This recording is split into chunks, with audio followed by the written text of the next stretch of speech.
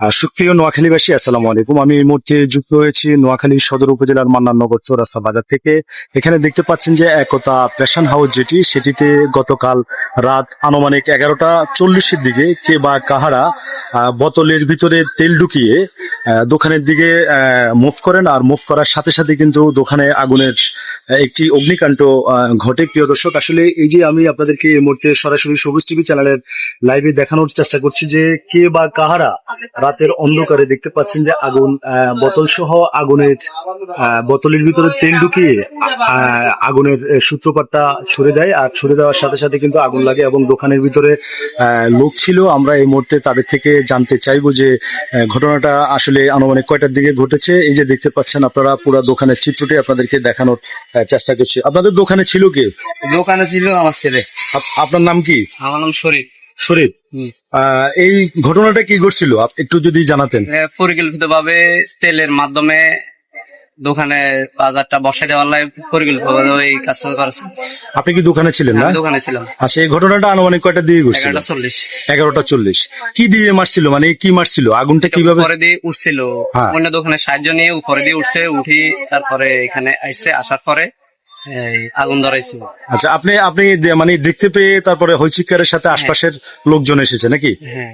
আচ্ছা, আর এখানে বোতল কোনটা একটু যদি দেখাতেন, বোতলটা একটু দেখান, একটু এদিকে নিয়ে আসেন দর্শক।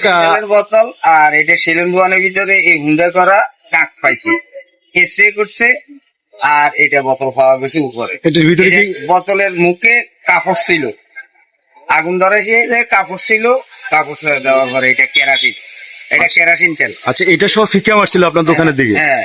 ফিকা মারার পরে আগুনের সূত্রপাত শুরু হয়। এখন আপনারা কি কাউকে সন্দেহ করছেন? আমরা কারণে এটা জনগণ দেখতেছি, কখন কি হিসেবে আসছে এটা জনগণ দেখছে। আপনারা কি এখন পর্যন্ত থানায় কোনো অভিযোগ করেছেন?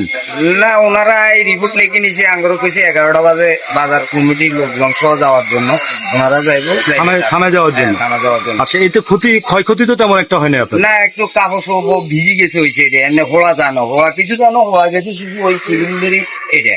আচ্ছা আচ্ছা, ওই পাশ থেকে মারছে? ওই পাশ থেকে। ওই পাশে কি দোকান ওইটা? এটা সেলুন দোকান। সেলুন দোকানের উপরে দিয়ে, সেলুন দোকানের ভিতরে বোতলে কাকে হুঙ্গা করা কেরাসিন বাইছে, এগুলো পাওয়া গেছে। দারোগা সাহেব ভিতরের লগে কেরাসিনের দাগা ছিল, ওইটা সব তুলে নিছে। কালকে কি ওসি স্যার আসছে না দারোগা সাহেব পাঠাইছে? দারোগা সাহেব কোথায় মিটিং এ ছিল, দারোগা সাহেব পাঠাইছে। দারোগা আসছে, দারোগা এসে তদন্ত করে গেছে ঘটনাস্থল। আচ্ছা, আর বাজারের লোকজন আছিল আশপাশে।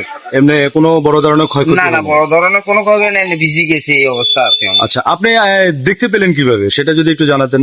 আমি ঘুমানো, এখনো ঘুমাই না, উপরে দিয়ে আসছে যে আমি দেখতেছি, মানে আগুন জ্বলতেছে, এগুলো দেখতেছি। দেখার পরে আপনার হইচিকারের সাথে সকল ব্যবসায়ী এসে আগুন নিয়ন্ত্রণ করছে নাকি? হ্যাঁ। আচ্ছা, ধন্যবাদ। পাশের দোকানটা কোনটা? দর্শক দেখতে পাচ্ছেন এখানে বাজারের সকল ব্যবসায়ী এবং এলাকাবাসী সবাই এখানে উপস্থিত রয়েছেন।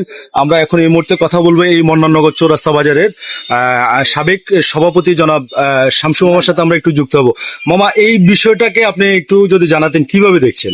আসলে এই বিষয়টা এই দোকানের মালিক যে জি বর্তমান ভাড়া করে আর কি, ধনী সকালে আমার জানাইছে, আমি আসে অন্তর বর্তমানে আপনার উপস্থিতিতে সবকিছু দেখলাম, শুনলাম কে বা কারা কি আসলে পাশের দোকান থেকে, দোকানদারের অভিযোগ পাশের দোকান থেকে কেরোসিন মারছে, বোতল দেখাইছে, এই এতটুকুই দেখলাম।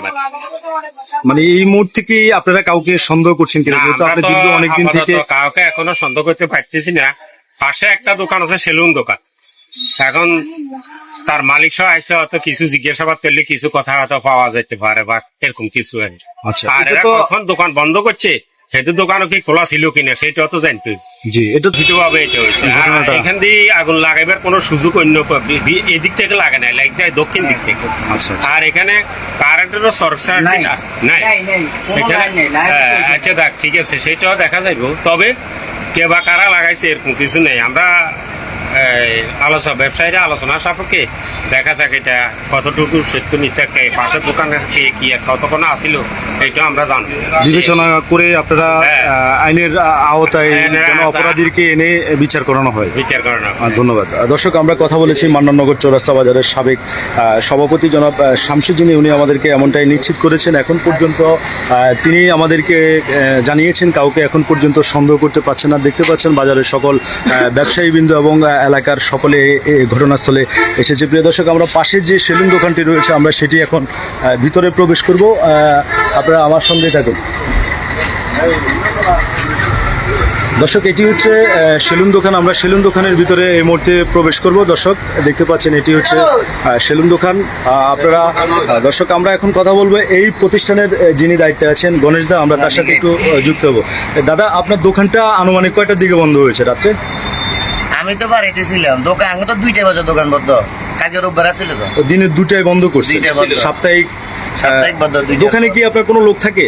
না, এরা তো সব বাসার থাকে, সবাই বাসায় থাকে। এগুলো বাসাতে ছিল রাতে 9টা বাজে। মাল জিতন দোকানের মাল আনছে, এই মালগুলো জি এগুলো রাখি আবার এগুলো বাসা চলে গেছে। আবার বাসায় চলে গেছে। দোকানে তো কেউ আড্ডা দেয় নাই? না না, 9টার দিকে, মানে কালকে রবিবার আপনাদের সাপ্তাহিক বন্ধ থাকে। দোকান বন্ধ, রাতে 9টা বাজে দোকানের মাল এগুলো ঢুকাই চলে গেছে বাসা চলে গেছে।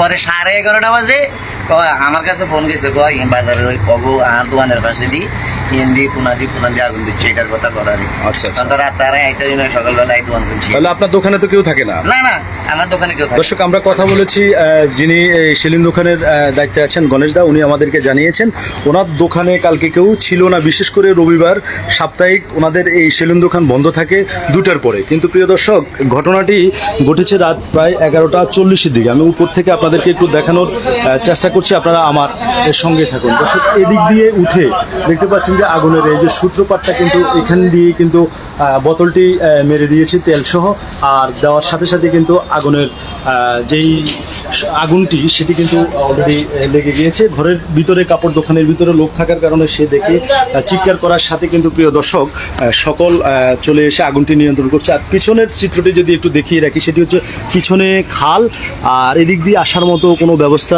আমি দেখতে পাচ্ছি না। দর্শক, জানি না ঘটনাটা কীভাবে হয়েছে। আর এটি হচ্ছে কাপড় দোকানের পিছনের চিত্র। প্রিয় দর্শক, এখানে একটি জানালা আছে, পকেট।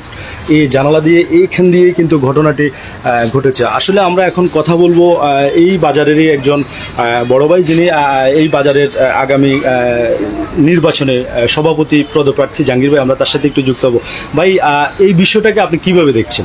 এই বিষয়টা তো কিন্তু আসলে আমি এখন শুনি বাড়ি থেকে বাজারে আসি দেখতেছি যে এটার কি সমস্যা। আসলে তো যেও এটা আগুন লাগাইছে, কিন্তু আমরা বাজার ব্যবসায়িক যারা আছি, ব্যবসায়িকরা এবং এলাকার যারা আছি নেতৃত্ব স্থানীয় লোক সবাই মিলে কিন্তু আমরা চেষ্টা করব যে জিনিসটা কারা করতেছে এটা আমরা বাইর করার চেষ্টা করব একান্তভাবে সবাই মিলেমিশে, এবং বাজার ব্যবসায়ী যারা আছে সবাই মিলে। যে এই পরিকল্পিতভাবে বোঝা যাচ্ছে, কারণ একটা লোক যদি চুরি করতে আসে, সে চুরি করার মাল সামানা নিয়ে যাবে বা টাকা পয়সা নিয়ে যাবে, সে কেন ক্যারাইস্টেল বা বোতল নিয়ে বা পেট্রোল নিয়ে আগুন ধরা দিব? নিশ্চয়ই আমাদের এই বাজারে একটা বিশৃঙ্খলা করার জন্য তারা এগুলা একটা পয়দা নিতেছে।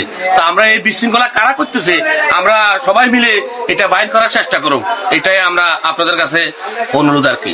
ধন্যবাদ। দর্শক, আমরা কথা বলেছি জাহাঙ্গীর ভাইয়ের সাথে। তিনি আমাদেরকে জানিয়েছেন যে এই যে ঘটনাটি ঘটেছে আসলে সেটি কিন্তু একটি পরিকল্পিতভাবে ঘটনাটা ঘটানোর চেষ্টা করেছেন নাশককারী যারা রয়েছেন। আসলে এটা খুবই ন্যাক্কারজনক একটি ঘটনা এবং দুঃখজনক একটি ঘটনা। তো দর্শক, এই ছিল আমার কাছে নোয়াখালী সদর উপজেলার মান্নাননগর চৌরাস্তা বাজার থেকে আপডেট নিউজ।